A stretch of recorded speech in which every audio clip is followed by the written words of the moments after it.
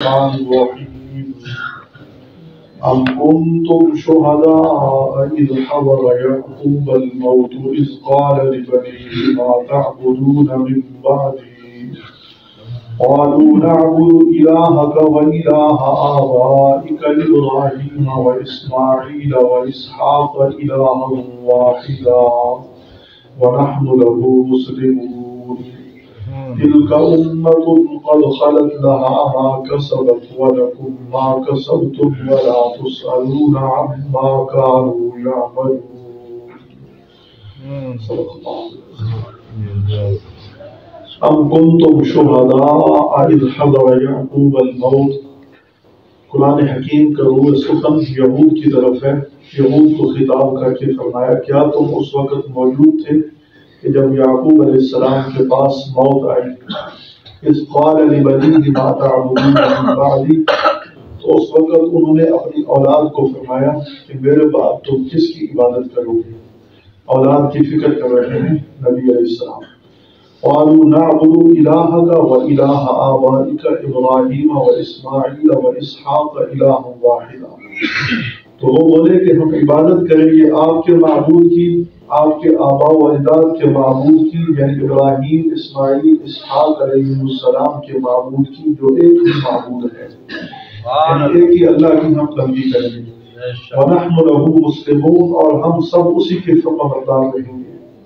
تِلْكَ أُمَّةٌ قَدْ خَلَتْ، وہ انبیاء کی ایک جماعت ہے جو گزر چکی. لَهَا مَا كَسَبَتْ، ان کے واسطے وہ ہے جو انہوں نے کمایا.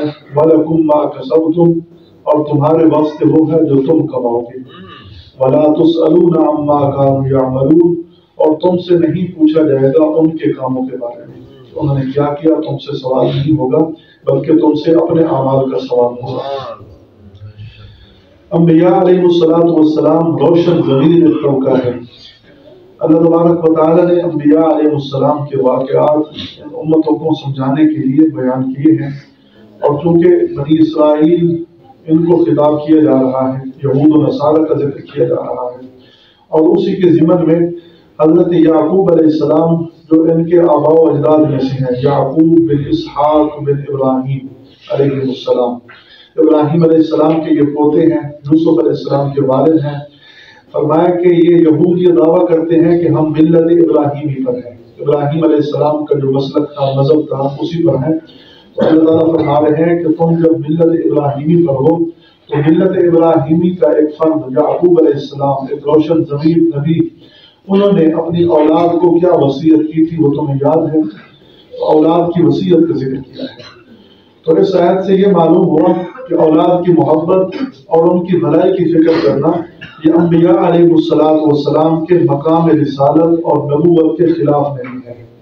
انبیاء بھی اپنی اولاد کی فکر کرتے ہیں، اور انبیاء بھی اللہ کے بہت قریب ہوتے ہیں. اللہ کے خلیل حضرت ابراہیم علیہ السلام دیکھو وہ کیسے اپنی اولاد کی فکر کر رہے ہیں. جب معاملہ دنیا کا آیا، اللہ نے حکم دیا کہ ان کو جنگل میں چھوڑ دو، چھوڑ دیا. فرمایا کہ ان کو ذبح کر دو، ذبح کرنے کے لیے چھری اٹھائی اور میدان میں لے کر چلے گئے.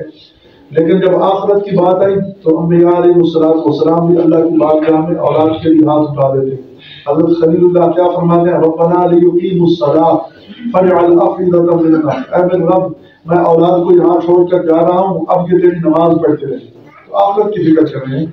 اسی طرح یعقوب علیہ السلام جب ان کی وفات کا وقت آیا، اپنے بیٹوں کو، اپنی اولاد کو جمع فرما کے ان کو فرمانے لگے کہ اے میرے بیٹوں میں اب دنیا سے جا رہا ہوں، اب میرے بعد تم کیا کرو گے، کس کی بندگی کرو گے.